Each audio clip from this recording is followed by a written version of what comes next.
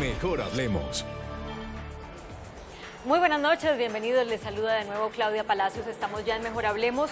Hoy vamos a tener dos invitados, primero el senador Iván Cepeda del Polo Democrático, que como todos los del Polo, como todos los de la Alianza Verde, como todos los que votaron por Sergio sin ser de uno de estos dos partidos, tienen la palabra acerca de a quién van a apoyar o no para la segunda vuelta presidencial. Y también vamos a hablar en la segunda parte del programa con Alejandra Barrios, la directora de la Misión de Observación Electoral, acerca de resultados muy interesantes y conclusiones muy interesantes a las que podemos llegar de las elecciones de ayer. Saludo primero a Iván Cepeda, bienvenido. Gracias, Claudia, por este espacio, como siempre. Han dejado ustedes para el miércoles en el Polo Democrático la decisión de a quién apoyar, pero ¿para qué se le dan largas a eso si ya todos menos el senador Robledo han salido a decir que se van con Petro? Bueno, nuestro ideal es que como colectividad podamos unánimemente respaldar esa candidatura, que yo creo que es la que corresponde al momento político de este país.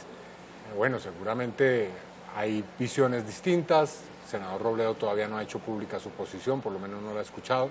Esperemos que se pueda llegar a ese consenso, creo que sería lo ideal. El senador Robledo y el candidato Petro se distanciaron hace aproximadamente 7 años, más o menos lleva ya ese distanciamiento. 2010. Sí, 2010, por el respaldo que le dio en su momento Petro a Santos. Fue ya en el 2014, sí. Pero antes había también otros episodios distintos. ¿Eso es salvable o insalvable? Yo espero que prime la razón y que prime el buen entendimiento. En política puede haber desencuentros y después puede haber de nuevo entendimientos, y yo creo que el país requiere hoy una posición muy clara, muy nítida frente a un debate que no admite, yo creo, posiciones intermedias.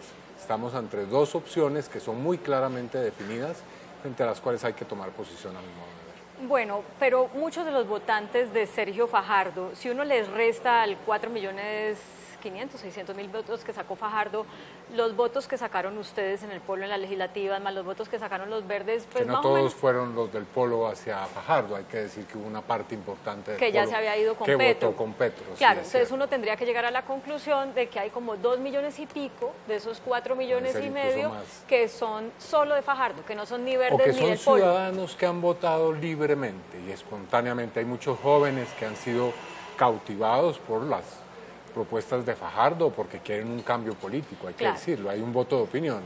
Y a ustedes, digamos que si uno va por los votos que ustedes sacaron en legislativas y se los suma a Petro, pues claro que les sirven, pero no son suficientes para hacerle la pelea a Iván Duque en segunda vuelta. ¿Cómo ustedes del Polo Democrático le dirían a esos otros votantes de Fajardo que no querían ni el extremo Petro ni el extremo Duque, mire, podemos lograr un centro para Petro en el que ustedes también se sientan cómodos? Yo creo que hay mucha cercanía en muchas de las posiciones que planteó Petro en la campaña con las posiciones que planteó Fajardo. Y creo que es posible que haya electores como los que usted dice que tienen miedo a una propuesta de tipo Petro, pero también habrá muchos que a pesar de cualquier decisión que tomen sus dirigentes van a votar por Petro. También hay gente joven que quiere esa opción. Ahora, en política yo creo que es los argumentos, las ideas las que convencen, y hay todavía unos días de campaña para hacer eso. Ustedes, el Polo Democrático, respaldan a Petro para decirle, véngase un poquito para el centro, o ya que usted le fue tan bien, pues decidámonos y vámonos más para la izquierda? Yo creo que la propuesta de Petro no es una propuesta extremista. Yo creo que es una propuesta que corresponde a necesidades del país, que son sentidas, y a reformas mínimas, incluso dentro de la Constitución del 91. No entiendo por qué se ha querido presentar esas propuestas como si se tratara de un programa de socialismo del siglo XXI. Lo que pide Petro es una reforma rural que haga productivo el campo, una reforma tributaria que haga más llevadera la cosa pública en términos fiscales para resolver problemas muy urgentes, educación universal y gratuita, salud preventiva. Bueno, yo creo que esas son cosas razonables. Sí, claro, son razonables, pero muchas de las personas que hacen los análisis, y yo me refiero a una gran cantidad de columnistas, porque me llamó la atención que fueron muchísimos, incluso con tendencias de izquierda, que dijeron no, Petro no, Decían entre sus argumentos, pues suena muy bien, pero no son realizables, suenan muy bien, pero significarían cambios abruptos, muy abruptos para el país, pues suenan muy bien, pero Petro no fue un buen ejecutor en Bogotá, entonces ¿cómo le venimos a creer ahora? Pues suenan muy bien, pero lo mismo propuso Chávez y después cambió las reglas del juego. Ante eso, ustedes que le están dando el respaldo a Petro, ¿qué le responden a quienes se preocupan yo creo más por eso? así como hay muchos columnistas que criticaron, también otros defendieron esa propuesta. Creo que hay gente que respalda la necesidad de unos cambios y unas reformas mínimas en Colombia. Y creo que este es un momento para decir que quienes tenemos una opción alternativa no necesariamente tenemos que ser catalogados de extremistas, de chavistas, sencillamente somos demócratas y yo creo que eso también hay que respetarlo y hay que valorarlo en el discurso y en el debate político. Ayer el candidato Fajardo en su discurso dijo, y hoy lo reiteró en entrevistas y por Twitter, que él no apoya ni a Petro ni a Duque. También le escuché que había que abrirse en un periodo de reflexión muy tranquila a las opciones que hay. Pero también dijo que hay que cuidar esa coalición y que el 2019 empieza hoy, pensando en las elecciones locales del próximo año. Este respaldo que el Polo le está dando, excepto hasta ahora por Jorge Robledo, a Gustavo Petro, ¿significa que ustedes ya no estarían en esa coalición pensando en elecciones del próximo año? No veo nada que excluya esas posibilidades. Es más, yo vería que se abre una posibilidad muy interesante de que la coalición Colombia y que la Colombia humana lleguen en ciertas ciudades del país a alianzas que puedan garantizar elegir alcaldes y gobernadores. O sea, la lista de los decentes, los congresistas todo el espectro que decentes, representa a la Colombia humana y lo que ha sido la coalición Colombia, no veo por qué no podrían ponerse de acuerdo cuando tienen por ejemplo, una votación tan alta en Bogotá para elegir un alcalde. O una alcaldesa también podría ser. ¿Como quién? Bueno, ahí hay varios nombres que están ya jugando, ¿no? No voy a hacer... No, pues está Antonio Navarro. Sí, por ejemplo, creo que Claudia López también ha dicho, y a mí me parece que Ángela María Robledo también podría ser una candidata excelente. La vicepresidenta si gana Petro. Tiene usted toda la razón. Estaba pensando en un momento en el cual se estaban barajando nombres. Pero sí, yo creo que además de esas dos opciones hay otras posibles. ¿Usted ya habló con Gustavo Petro? Bueno, no de estos temas directamente ni en esta etapa después de la primera vuelta. ¿Cuándo hay una reunión con Cuando Petro haya una decisión oficialmente democrático del Polo, porque nosotros sí nos ceñimos a unas directrices. Y yo quiero ser muy claro en esto. Respetamos una decisión que tomó el Polo en su momento con relación a no permitir que se diera una libertad de voto. Yo espero que se respete ahora una decisión en el sentido de respaldar a Petro. O sea, usted lo que está diciendo es, si finalmente Jorge Robledo, que es pues la cabeza del partido, decide que... Bueno, no tenemos cabezas, no somos un partido que tenga... Tenemos un presidente pero bueno, tiene que la es el mayor doctor... votación. Sí, pero entre nosotros hay una, digamos, somos pares. Pero es el líder. Es un senador que yo respeto infinitamente, pero nosotros no tenemos caudillos. Bueno, esto es muy interesante lo que usted está diciendo porque nos ayuda a interpretar mejor sus palabras. Si Jorge Robledo, que es el que hasta ahora no ha dicho yo me voy con Petro y pues está ahí en la coalición que apoyó a Fajardo, definitivamente no se va por Petro, los demás sí lo van a hacer, pero van a seguir siendo el Polo, van a seguir siendo el Polo y esperan que Jorge Robledo mayoritaria, como hemos respetado las decisiones que se han tomado anteriormente. O sea, este es más un mensaje para Jorge Robledo. Es decir, si usted no se viene con nosotros igual lo vamos a hacer. Nuestro mensaje es, ojalá lleguemos a una decisión unitaria y unificada del Polo.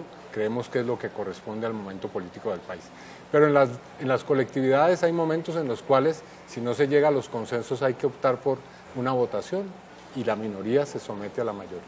O sea que ahí tendría que verse obligado Jorge Robledo a respaldar a Petro. Quien sea minoritario, no estoy hablando de alguien en concreto. Si hay pues una es que en este minoría, momento es minoritario porque es el único que no se ha pronunciado. Ese es el escenario, debería respetar las decisiones. O sea, debería decirle a Fajardo chao y decir estoy con Petro. No necesariamente, porque yo creo que también Fajardo no ha cerrado esa posibilidad definitivamente. Bueno, espero.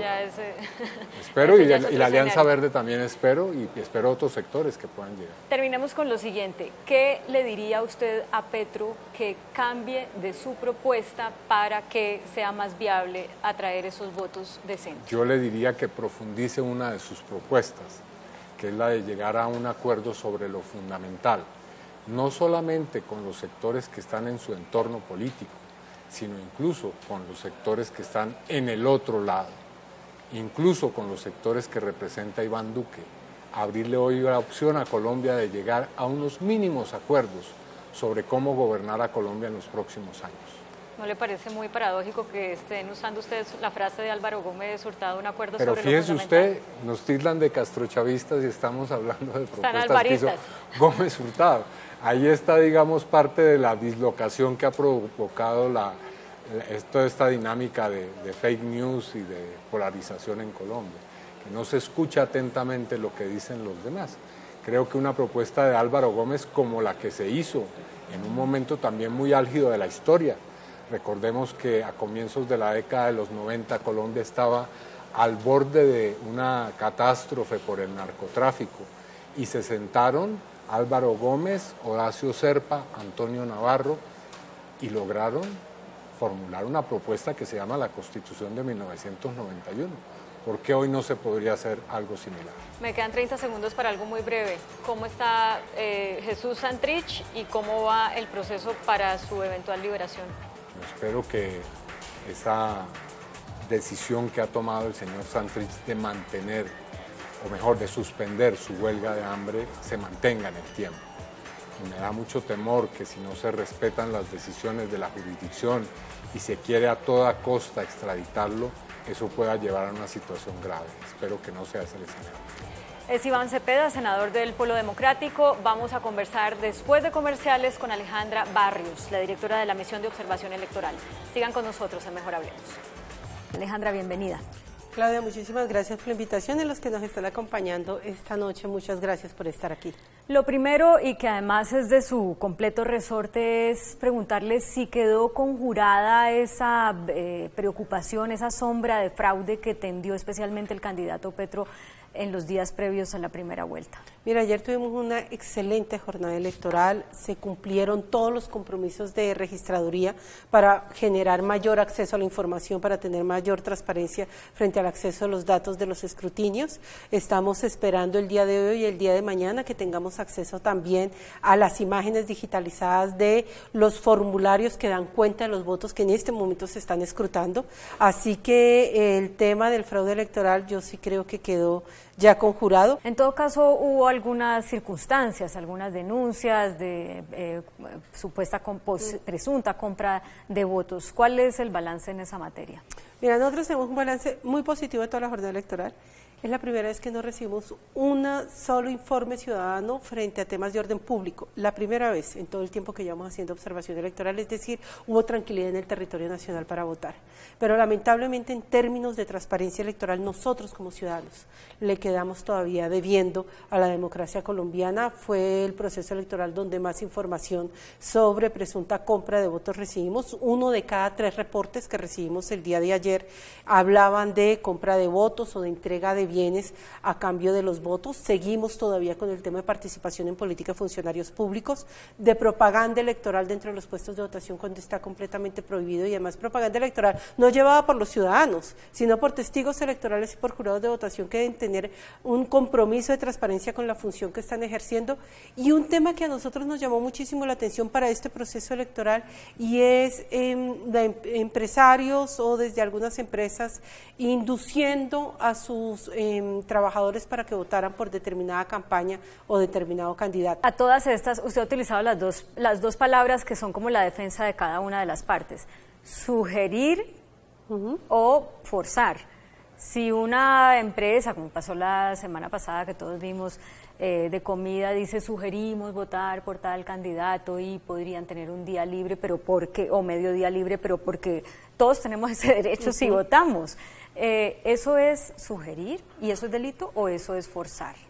Mira, te voy a ir al ejemplo de cuando uno tiene un cargo de superioridad frente a un grupo de personas. Si en la misión de observación electoral soy la jefe y me paro así sea con el mejor de las sonrisas diciéndoles, les sugiero a todos ustedes que el día domingo voten porque si no la misión de observación electoral puede dejar de funcionar y todos ustedes van a perder su empleo y eso significa que va a afectar a todas sus familias, así que les sugiero que ustedes, sus familiares y amigos voten por determinado candidato. Yo creo que estamos rayando completamente la frontera con la presión indebida a nuestros trabajadores, a las personas que están empleadas para una empresa. Si se hace entre iguales, si nosotras dos conversamos sobre nuestras preferencias políticas, no hay ningún tipo de presión indebida. Hablemos del voto en blanco, porque con esto de que Sergio Fajardo, que representa el centro, y Humberto de la Calle, que de alguna manera también lo representa, pero le fue muy mal, pero a Sergio muy bien, no hubiera pasado a segunda vuelta, hay una gran cantidad de electores con ganas de decidir que para segunda vuelta no van a tener esa opción, porque esto es o por Petro o por Duque o un voto en blanco que no tiene ningún impacto, es una cosa simbólica. Y mucha gente dice, pero ¿eso por qué pasa? Eso es casi como una burla al elector. Explíquenos por qué eso pasa. Bueno, entonces vamos a dar un paso atrás. Colombia tiene una regla general frente al voto en blanco y es que cuando nosotros depositamos un voto en blanco en una elección uninominal, si el voto en blanco es mayor al que tienen el resto de los candidatos, la elección tiene que volver a repetirse, pero sin esos candidatos. Toca cambiarlos porque nosotros como ciudadanos hemos dicho, estamos votando en blanco porque ninguno de ustedes nos satisface. Un momentico, un paréntesis ahí. Usted dijo en una elección uninominal. Sí. Expliquemos bien lo que eso quiere decir. Una elección uninominal es como la que estuvimos el día de ayer, el domingo, en donde estamos eligiendo un cargo, una persona para un cargo, para la presidencia de la República, o cuando elegimos para la alcaldía de un municipio o para la gobernación. Esos son cargos uninominales. Entonces compiten personas por un solo cargo. Pero en legislativas también se podía votar en blanco. Claro, en legislativas, pero ahí la regla, si bien es parecida en el efecto, el voto en blanco tiene que ser mayor a la sumatoria de todos los votos. No, eso es un imposible. Es un imposible, es decir, esa sí es medio absurda, pero mira que ya se dio en Colombia la primera vez que se dio frente a un cuerpo colegiado, se da frente al Parlamento andino, donde la mayor votación fue en blanco, así que no se pudo designar parlamentarios andinos. Se toma la decisión entonces en el Congreso de la República de decir, para no volver a hacer elecciones, vamos a designarlo del Congreso de la República un delegado del Parlamento andino. Mira que sí se logró un cuerpo que no era prácticamente conocido por los ciudadanos. Bueno. Entonces volvamos al tema de un candidato. Esa posibilidad fue ayer. Si ayer hubiéramos salido a votar los 19 millones de colombianos que salimos a votar, la mayoría de ellos por voto en blanco, tendríamos que volver a repetir las elecciones presidenciales sin los mismos candidatos. O sea, si alguien, esto es para hablar en número de votos, si alguien hubiera sacado más que los votos que sacó Iván Duque, que fue el que sacó más. O sea, si hubiera sacado 7, 8, 9 millones, estaríamos volviendo a repetir las elecciones con nuevos candidatos. Sí. Ya pasó esa elección, ya pasó esa opción. Como quedan elegidos dos candidatos, la regla para la segunda vuelta es, sí va a haber obviamente una casilla en blanco, porque la casilla en blanco sigue siendo una señal del ciudadano que no está de acuerdo con los candidatos que están. Pero como ya hubo una decisión para que de un panel de candidatos quedaran dos, el efecto ya no es lo mismo. Lo que se está buscando es evitar que, por ejemplo, nos pongamos de acuerdo 4 candidatos que perdimos o 5 candidatos que perdimos para invitar a votar en blanco y tener que volver a repetir la elección cuando ya solamente tienes 2 para escoger. O sea, porque sería, si eso fuera posible, se descartarían esos 2 que pasaron a segunda vuelta, pero podrían participar los 3 que quedaron en primera Imagínate vuelta. lo mal que puede salir todo. Claro. Entonces, la decisión es, ya fuimos a una primera vuelta, todos los colombianos que quisieran ir a las urnas decidieron por 2, esta es la democracia. Entre esos 2, puede que no nos guste a algunos o a otros que no les gusten, pero esos son los 2 de la preferencia mayoritaria. Sobre esos 2 invitamos a elegir. Pero acláreme lo siguiente, porque yo entiendo que la Corte se pronunció en 2015 recientemente, más o menos, sobre esa posibilidad, aunque fuera de marcar la casilla sin que tuviera de voto en blanco, sin que tuviera alguna validez en segunda vuelta. No, todos podemos ir porque sí te dice algo políticamente. Si tú vas a un proceso electoral, y voy a poner este ejemplo, salimos 19 millones a votar, 19 millones de ciudadanos votan en un país X en blanco, 3 ciudadanos votan por el candidato A, 2 ciudadanos votan por el candidato B, los 3 ciudadanos que votaron por el candidato A pusieron presidente de la República. Es decir, pero entendemos que tiene una mayoría que no está de acuerdo con esos dos. ¿Cómo administras eso políticamente? Ese ya es otro problema, porque sabes que vas a tener un fuerte cuestionamiento ciudadano. Pero vamos a elegir con una regla muy sencilla: el que saque mayoría de votos es el que queda elegido presidente de la República, no importa la cantidad de votos nulos, de tarjetones no marcados, ni de votos en blanco que tengamos. ¿Eso es un invento colombiano o eso es así en todas partes del mundo o qué? O sea, no, nosotros tenemos reglas sui generis en muchos casos, pero son propias de cada país. Hay reglas en diferentes países que inclusive a nosotros nos parecen muy extrañas. La del voto en blanco, por ejemplo, y yo sí creo que en América Latina es uno de los mayores avances que tenemos. Usualmente el voto en blanco no tiene ningún efecto. En Colombia se entendió que el voto en blanco tenía que tener un efecto político, señalando que no le gustaban los candidatos, y te cuento que históricamente tiene una razón. Porque el voto en blanco empieza a tener poder político cuando empieza a ser utilizado por los ciudadanos como mecanismo para rechazar esos candidatos que imponían los grupos armados ilegales a través de las armas para que los ciudadanos se vieran forzados y obligados a votar. Entonces el ciudadano iba, votaba en blanco, decía yo ya voté. Colombia es el único país donde el voto en blanco tiene validez, un efecto al menos en primera vuelta. Tiene un efecto político y no se hizo para las elecciones presidenciales, se hizo para las elecciones locales, especialmente de alcaldías, pero se hizo extensivo obviamente a todas las elecciones. Alejandra, ¿se acabaron las maquinarias en Colombia? ¿Podemos estar así de felices porque no les funcionaron las maquinarias a Vargas Lleras, por todas las denuncias que hizo la MOE, las denuncias que hizo la Fundación Paz y Reconciliación? Uno tendría que decir con estos resultados, qué bueno, la gente por fin recapacitó y no se está dejando comprar el voto. Bueno, yo sí empezaría por el final. Qué bueno, la gente salió a votar. Y cuando el voto de opinión se superpone a las maquinarias, da unos resultados que sorprenden a los ciudadanos y dan unos resultados que son positivos, independientemente si esos resultados son los que yo quiero por mis preferencias políticas o ideológicas. Pero ayer, ¿qué fue lo que vimos? Ayer sí fuimos saliendo voto de opinión a la calle y eso se vio en la composición de los resultados electorales. El tema de las maquinarias en las elecciones presidenciales. Nosotros hemos hecho muchos cambios en las reglas de juego de las elecciones presidenciales.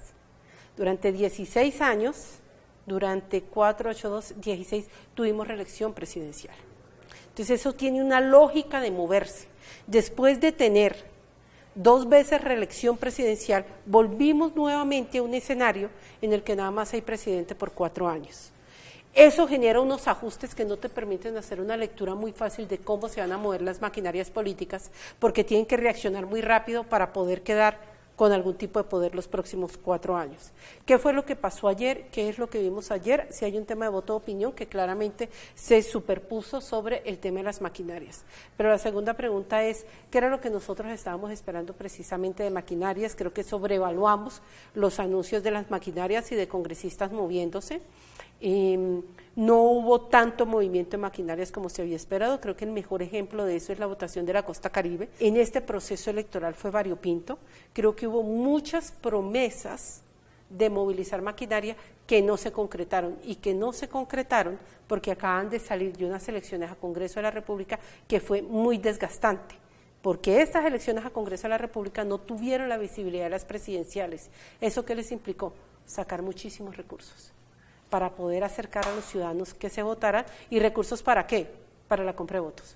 O sea, estaban cansados los caciques de poner a funcionar su maquinaria para las elecciones del 11 de marzo. Fondos, además. Y sin plata. Si nos acordamos, si hacemos un poco de memoria de cómo fue el proceso electoral, mira que este proceso a Congreso de la República pasó de muy bajo perfil, se le superpuso. Las consultas multipartidistas eran mucho más visibles y era muchísimo más atractivo. El debate entre los candidatos a la presidencia de las repúblicas, quiénes iban a hacer, cómo decidían las fórmulas, todo el tema de recolección de firmas, pasó de bajo perfil al Congreso. Eso le significó a los candidatos al Congreso un esfuerzo muchísimo mayor para poder mover sus bases a votar porque no tenían el reflector de los medios. Y lo lograron porque de todas maneras bajó la abstención de esas elecciones de Congreso con respecto a las de 4 años atrás. Pero entonces la respuesta corta es: no podemos cantar victoria, maquinarias todavía hay y van a seguir funcionando. Y las vas a ver funcionando el próximo año, que son las elecciones locales, que es precisamente donde se aceitan así, finito. ¿Pero las vamos a ver funcionando para dentro de 3 semanas? Yo creo que se empiezan a mover para 3 semanas porque aquí sí se está jugando el poder real. Por ahora se nos acaba el tiempo, Alejandra, le agradezco mucho que haya venido hasta acá en medio de, me imagino, unas carreras impresionantes porque ustedes siguen con el monitoreo del escrutinio. Muchas gracias. A ti, Claudia, muchísimas gracias. A los que nos acompañaron, muchas gracias. Bueno, a ustedes también, gracias por acompañarnos. Los dejamos, como siempre, con el adelanto de las caricaturas que serán publicadas mañana en El Tiempo, impreso en eltiempo.com. Tengan feliz noche.